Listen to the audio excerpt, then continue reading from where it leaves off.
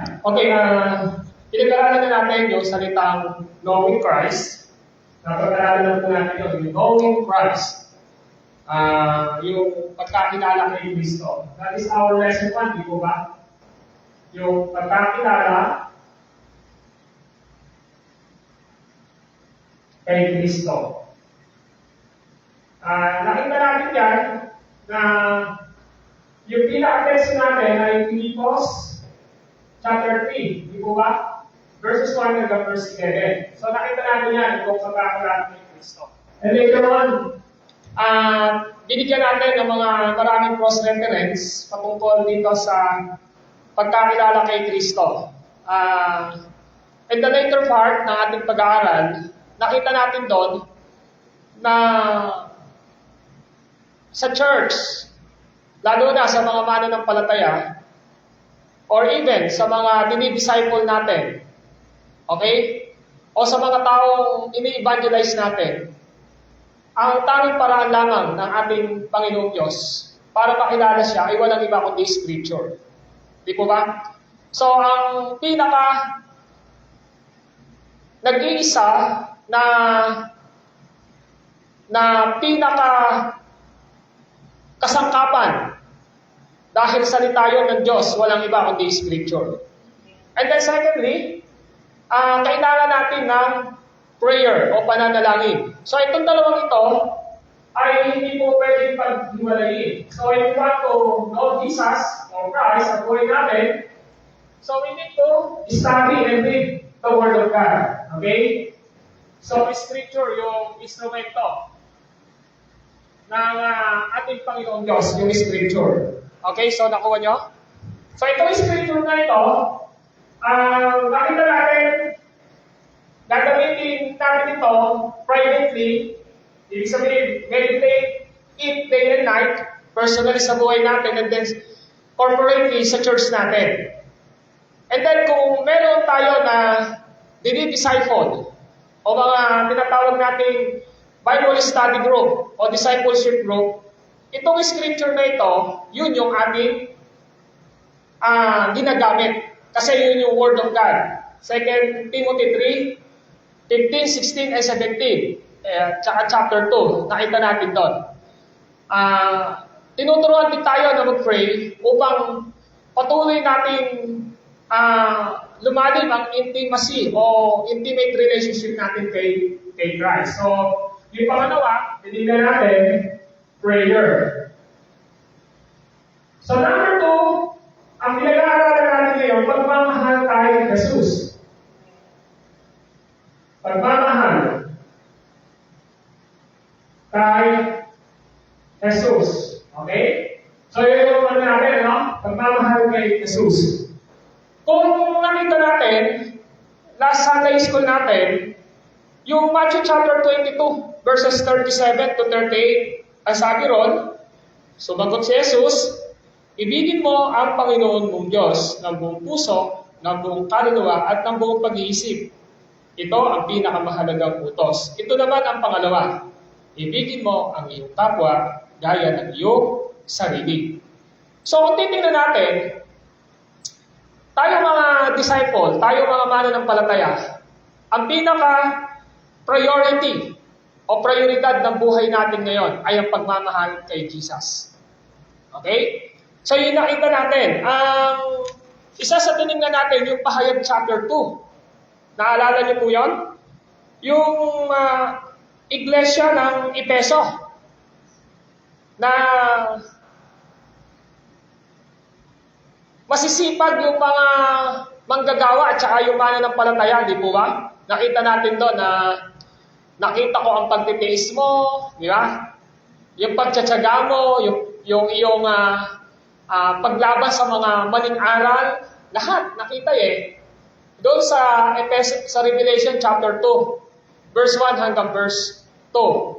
So merong commendation, may pagpapasalamat yung Panginoon sa church ng Epeso kasi makikita mo outwardly, panlabas, parang yung passion at saka yung init, ng paglilingkod nila sa church nandun. Pero later on, in verse 4, di ba binanggit doon? Revelation 2:4. Ngunit ito ang ipinagdaramdam ko sa iyo. Di ba? Nanlalamig ka na sa akin, hindi mo na ako mahal tulad ng dati. So, merong problema yung church ng Efeso. Di ba? Doon sa Revelation chapter 2 verse 4, yung tinatawag na hindi mo na ako mahal tulad ng dati. So, ano yung problema sa Ephesians Church dito sa Revelation chapter 2? Yung gustong makita sana ni Jesus sa mga iglesia, sa iglesia ng Efesong ito at sa mga members, dapat ginagawa nila yung verses 1 and 3 dapat out of love dahil mahal nila si Jesus. So nakita ni Jesus na hindi na nila ginagawa yun dahil sa pagmamahal sa Kanya. Ginagawa na ng marahil nila yon dahil parang naging responsibility and accountability na lang nila. Iba ko kasi yun Kapag ang isang tao walang pagmamahal, ginagawa niya yon, hindi ho siya magiging masaya. Hindi ho siya magiging magalaking. Kasi nga, walang pagmamahal. So nakita ni Jesus yun. Kaya sabi niya sa verse 5, pagsisihan nyo at taligdan. At gawin niyo uli yung ginagawa niya. Ba't siya sinabing pagsisihan? Kasi nga po, may problema. Alam niyo bakit?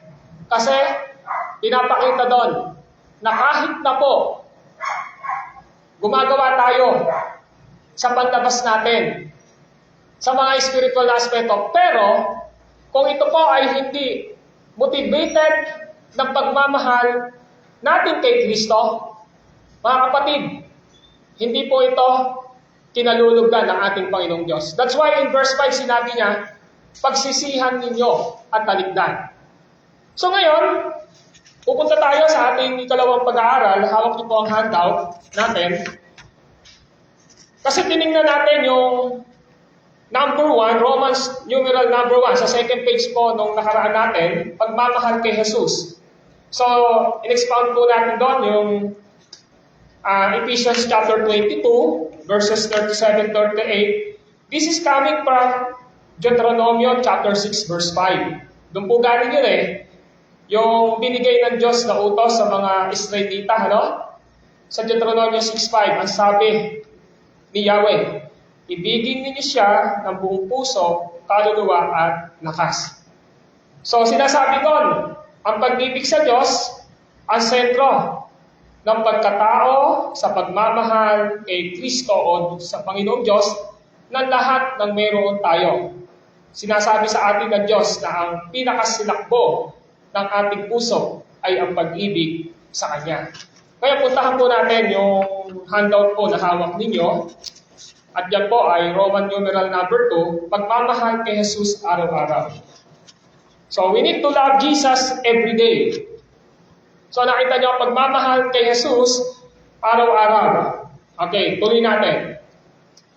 Tinuruan ni Jesus ang kanyang mga tagusunod na ang pag-ibig sa Diyos ay pinakadakilang silakbong damdamin ng tao. This is our passion. This is the center of our lives.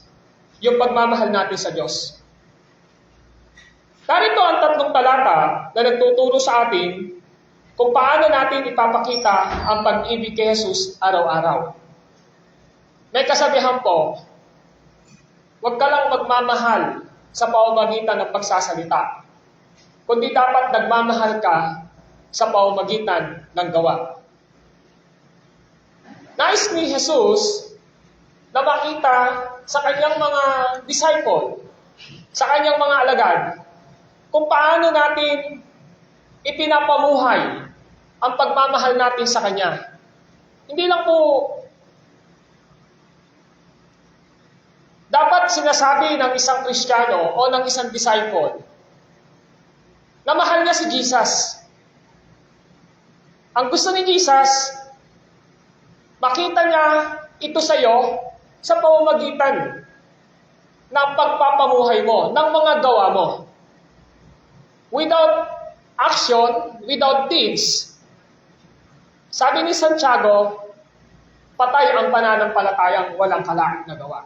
Faith without works is dead. Why? Kasi po yung totoong pananampalataya na nagligtas sa atin dahil sa Ebanghelyo ni Kristo, dapat may bunga po yun ng kaligtasan. At ang bunga po na yon ay walang iba kundi ang pag-ibig natin sa Diyos at pag-ibig natin sa ating kapwa. So sa umagang ito, 3 talata ang ating titingnan na nagtuturo sa atin kung paano natin ipakikita ang pag-ibig kay Jesus araw-araw. Are you ready po? Handa po ba tayo na matutunan ito ngayon? Amen. Letter A. Ang disciple na nagmamahal kay Jesus, sumasamba sa Kanya.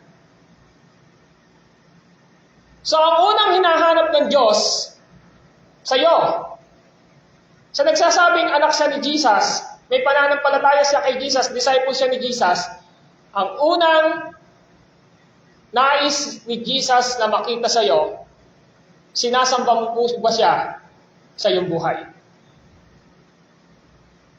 Yan po, pag nagmamahal ka kay Jesus, nais ni Jesus na makita na sinasamba mo siya sa Kanya sa iyong buhay. Sumasamba ka dapat sa Kanya. This is the highest purpose kung bakit tayo niligtas ng Panginoon. To glorify God. Ano ba ang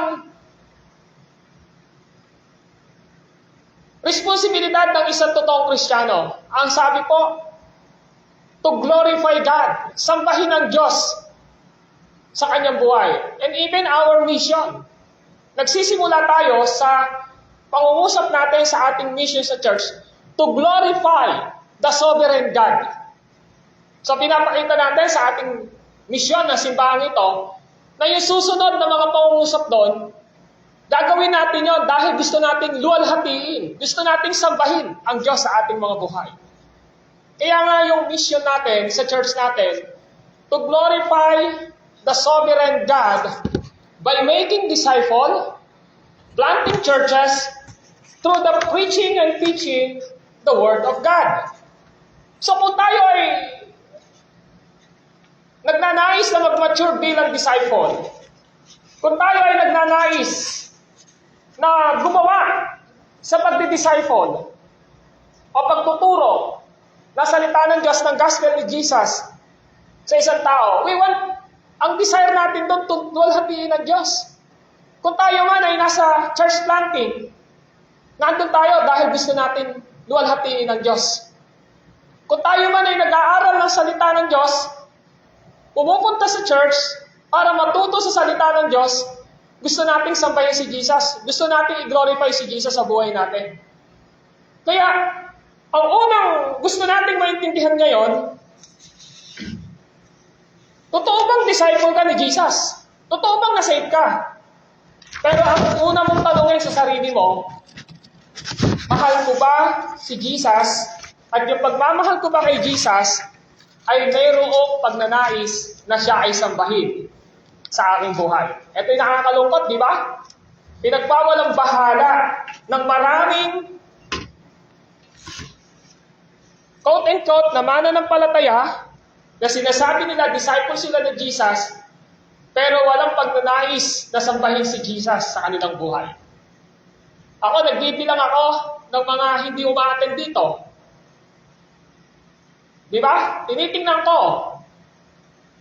Dahil matalas pa po ang aking memorya. Kung ilang linggo na hindi umaattend, alam ko po. Kaya, this is the time para po talaga i-evaluate natin ang sarili natin. Bakit po, kapag disciple tayo totoo, kapag anak tayo ng Diyos, dapat nagmamahal tayo kay Jesus, sumasamba dapat tayo sa Kanya. Kasi po, nilikha ng Diyos ang tao sa pagsamba. Sa Kanya mula, sa Kanya. Nilikha ng Diyos ang tao sa pagsamba sa Kanya. Mula pa sa pasimula hanggang sa walang hanggan. So yan yung design ng Diyos sa totoong anak niya.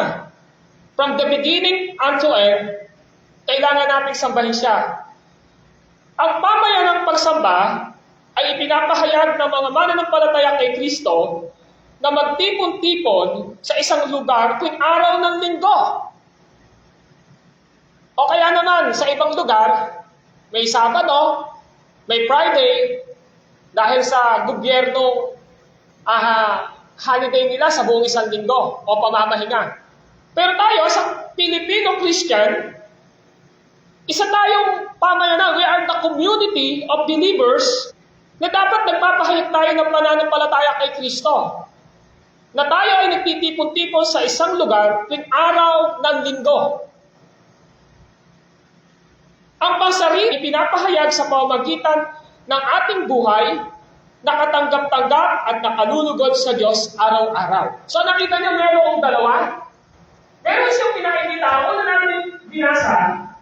Ito ay corporate worship. Sa iba, public worship.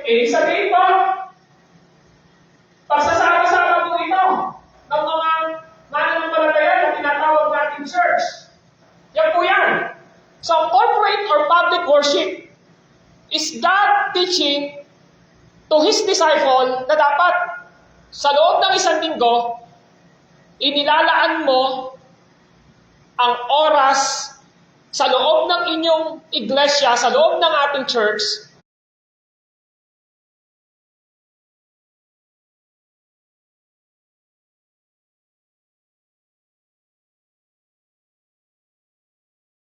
worship. Ano yung private worship? Ito yung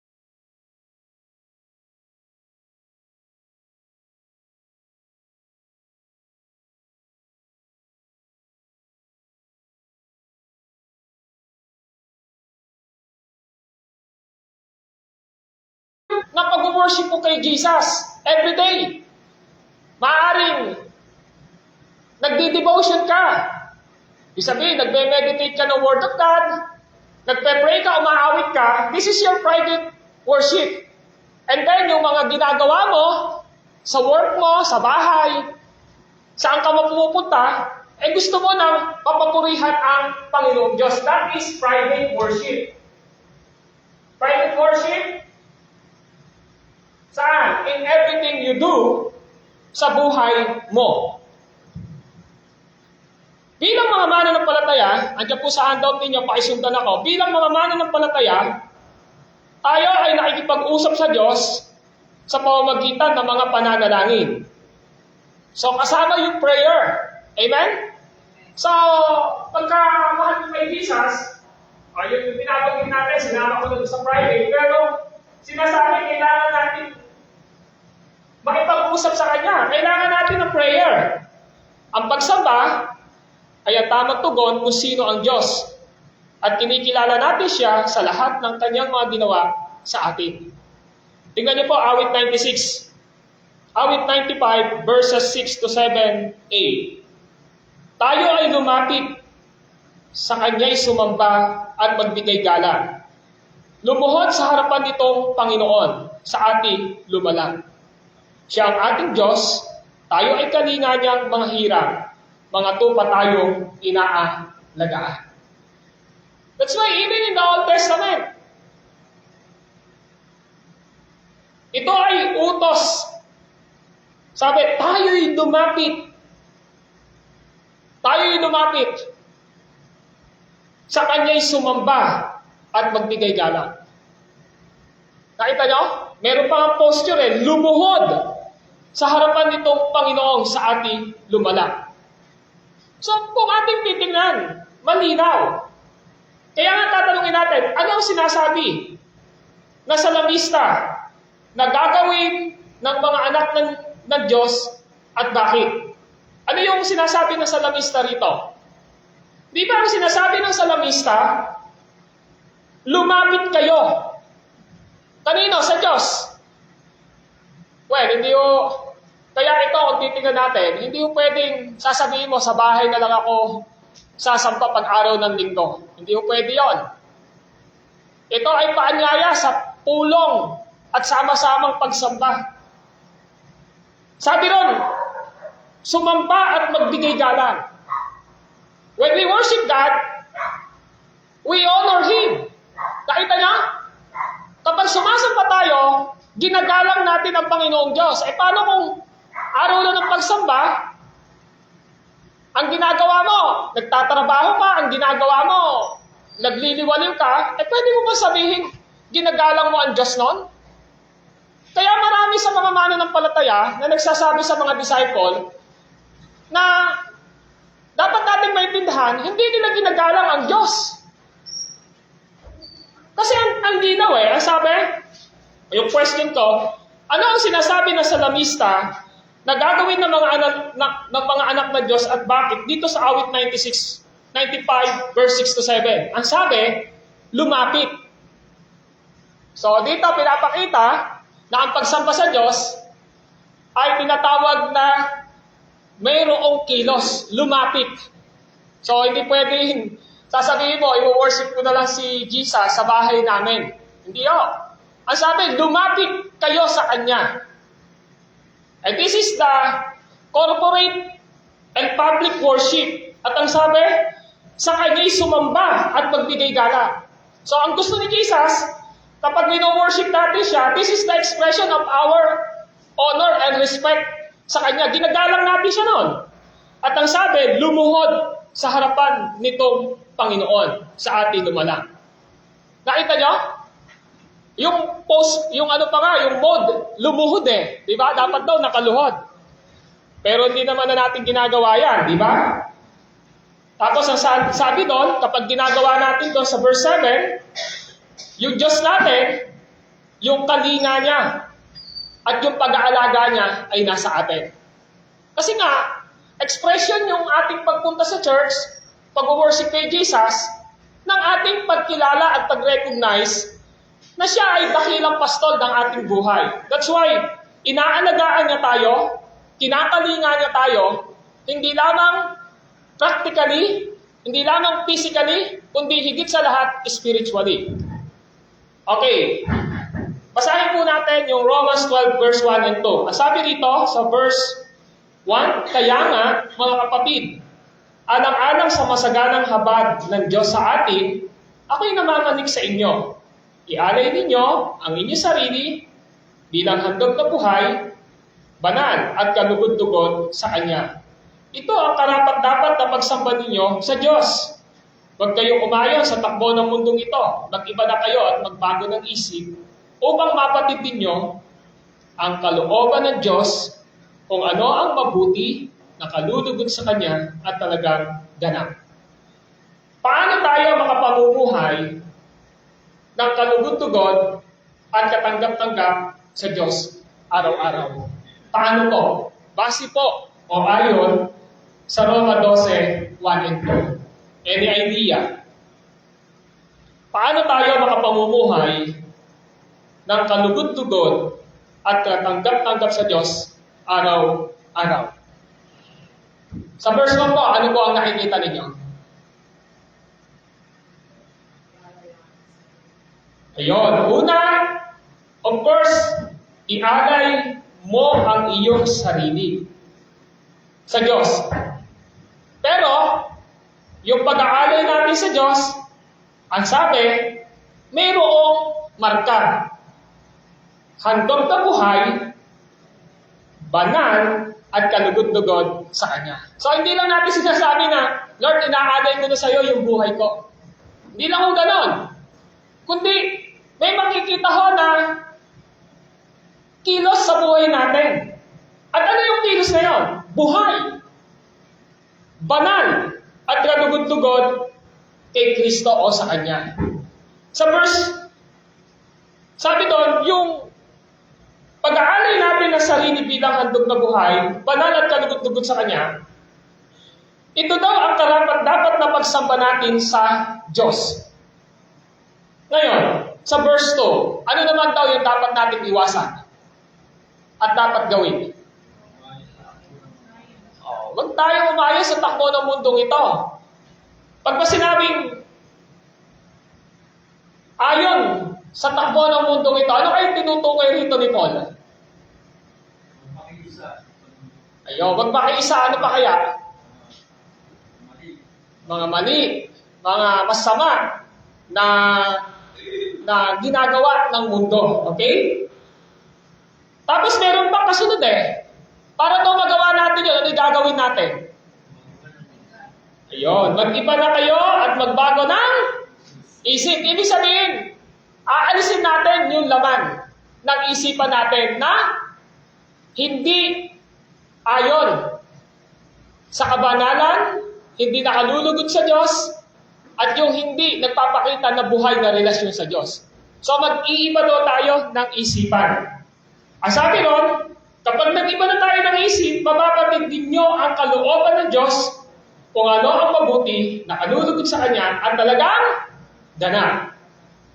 Paano tayo makapamumuhay ng kalugod-lugod at katanggap-tanggap sa Diyos araw-araw? Yun po yung sagot sa Roma chapter 12, verse 1 and 2. Kaya kapag tinanong mo yung sarili mo, paano ba ako makapamumuhay sa Diyos ng kalugod-lugod at katanggap-tanggap sa Kanya? Puntahan niyo po ang Roma 12, Kabanatang 12, talatang 1 hanggang 2. Letter B.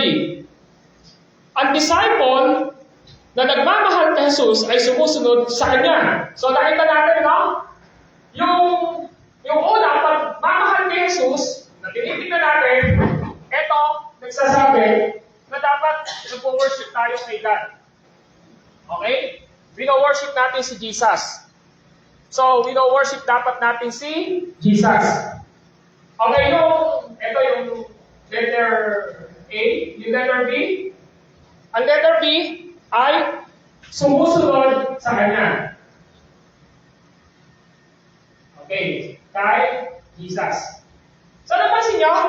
So, yung una, sumasamba sa Kanya, yung letter A, yung letter B naman, sumusunod sa Kanya. Basahin po natin itong John 14:21. Ang sabi po rito, ang tumatanggap sa mga utos ko at tumutupad nito, ang siyang umiibig sa akin. Ang umiibig sa akin ay iibigin ng aking Ama. Iibigin ko rin siya at ako'y lubusang magpapakilala sa Kanya. Yan ang sabi ng John 14:21. Si Jesus nagsasalita dyan.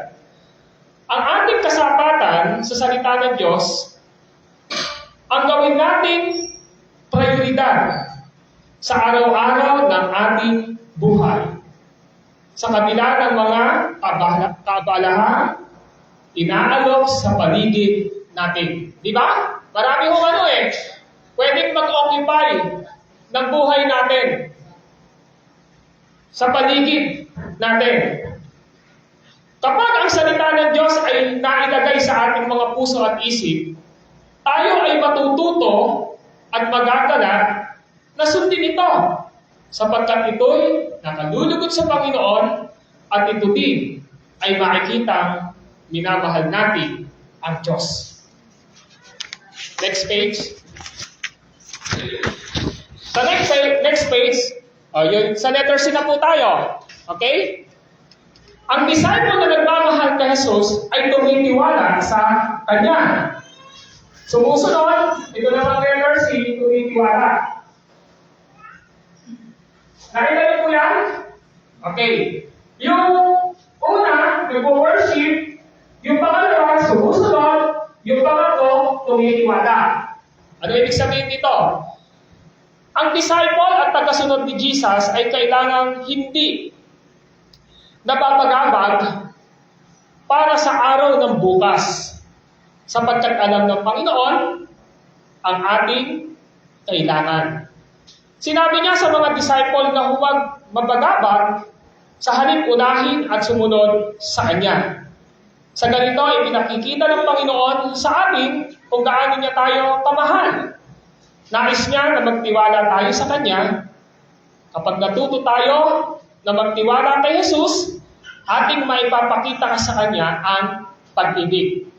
So, ang pag-ibig pala ay pagtitiwala. Amen po ba? Love is trust.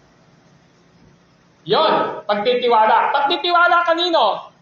Kay Jesus na nagmamahal sa atin at minamahal natin.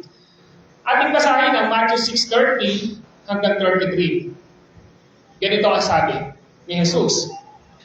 Kung ang mga damo sa kabukiran na buhay ngayon at kinabukasan ay dinagagaw sa kalan, ay dinarimitan ng Diyos. Kayo ba kaya?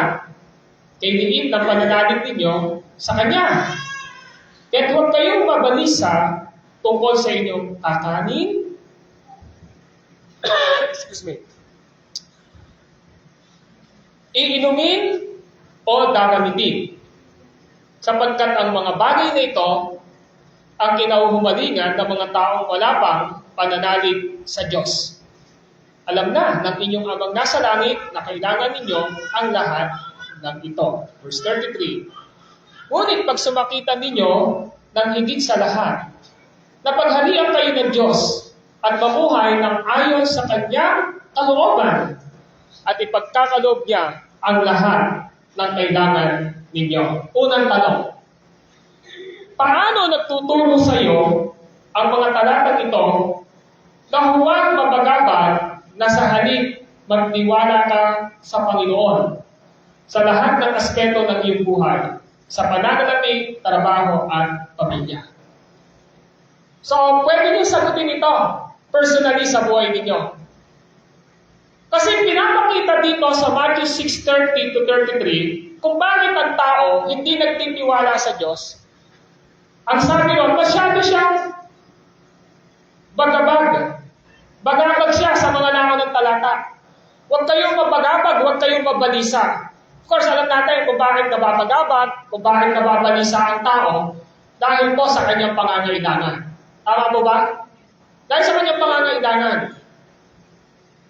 Masyadong nag-overthinking ang mga mananampalataya sa kanilang mga pangangailangan. Alam niyo po ba na kapag wala tayong pagtitiwala kay Jesus, ito po ay isang kasalanan?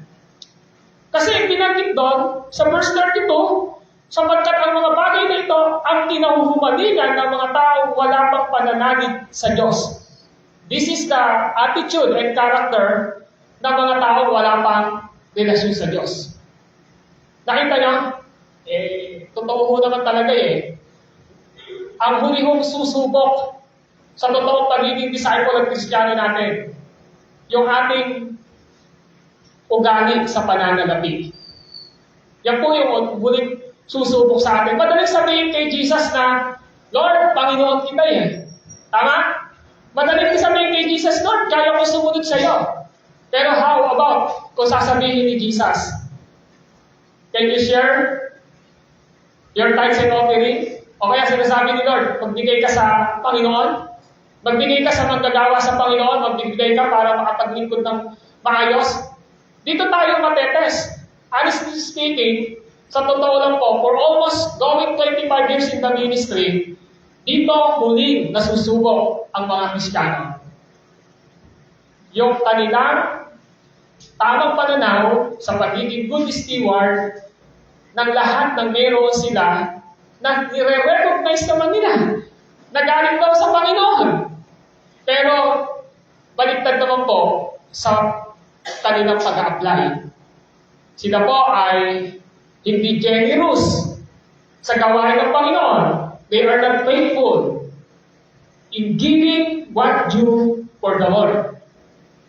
Kaya sabi natin dito ngayon, kung i-apply natin yung Matthew 6:30 to 33, sa aspeto ng iyong buhay sa pananalapi, trabaho at pamilya. And the second, anong bahagi ng iyong buhay na kinakailangan mo na pagkatiwala sa Panginoon bilang bahagi ng iyong pag-ibig kay Jesus? Honestly speaking, kapag kainintindi natin ang Matthew 6:30 to 33, meron po itong mabigat na implikasyon sa buhay natin. Dahil alam ni Jesus, yung pinaka-struggle na bawat isa sa atin na hindi natin may pagkatiwala kay Jesus. Tama po ba? Kahit kayo po ngayon na nakaupo dyan. Kung bakit hindi mo masunod si Jesus sa buhay mo, kung bakit hindi ka makapagtiwala sa Kanya, kasi meron po talaga na nag-overcome sa truth. Dito sa Matthew 6:30 to 33, na hindi mo maibigay totally and submissively yung buhay mo kay Jesus. Amen? So, kaya sabi, seek ye first the kingdom of God and His righteousness, And all these things shall be added unto you or unto us. Unahin daw. So kapag sinabing, ibibigay niya ang lahat ng pangangailangan mo, that is holistic, spiritually, physically, practically, God knew kung ano ang kailangan natin. Kaya nga sabi sa verse 32, alam na ng inyong amang nasa langit na kailangan ninyo ang lahat ng ito. Alam ng Diyos. Kung alam ng Diyos, kailangan natin isip siya sa buhay natin. Unahin siya. Magsabit tayo sa Kanya. Sa lahat ng aspeto ng ating mga buhay. So, yun po ang huling pagtatapos natin sa Aralin 2, pagmamahal kay Jesus. This is our priority, to love Jesus. Kaya, ang dapat nating maintindihan, pagka disciple ka ni Jesus, dapat nagwo-worship ka sa Kanya. Kapag disciple ka ni Jesus, dapat sumusunod ka sa Kanya. Kapag disciple ka ni Jesus, dapat nagtitiwala ka sa Kanya. So, pagsamba, pagsunod, at pagtitiwala. 3 P's. Pagsamba, pagsunod, at pagtitiwala. Diyan natin maipapakita ang araw-araw na pagmamahal natin kay Jesus. Amen? Let us pray.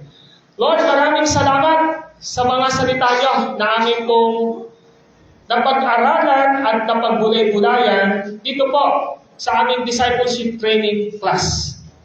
We are thankful, Lord, sapagkat ikaw ang unang nagmahal sa amin. Pinakita niyo po ito sa pamamagitan ng inyong kamatayan sa cross. 2,000 years ago na po ang nakalilipas upang akuin ninyo ang aming kasalanan na dapat maghihirap kami sa apoy ng impyerno. But because of your love, si Jesus ang naging dahalili po namin sa kapahamakan at kaparusahan na dapat namin tanggapin ay binanggap ni Jesus. Lord, bilang mga anak ninyo, malinaw na tinuturo ni Jesus sa buhay namin sa Matthew 22, verses 37 to 38. Sabi po ni Jesus, ibigin mo ang Panginoon mong Diyos ng buong puso, ng buong kaluluwa, at ng buong pag-iisip. Ito ang pinakamahalagang utos. Ito naman ang pangalawa, ibigin mo ang iyong kapwa, gaya ng iyong sarili. Panginoon, we are thankful sapagkat ito ay utos at aral nyo sa aklat po ng lumang tipan na tinuro niyo po sa amin doon po sa aklat ng Deuteronomio, Panginoon. Kaya Lord, maraming salamat at nawa sa amin pagiging isang anak ninyo at disciple ninyo. Makita sa araw-araw ng buhay natin na kami ay patuloy na nag-worship kay Jesus, sumusunod kay Jesus, at nagtitiwala kay Jesus. Salamat po. This is our prayer. In Christ's name. Amen.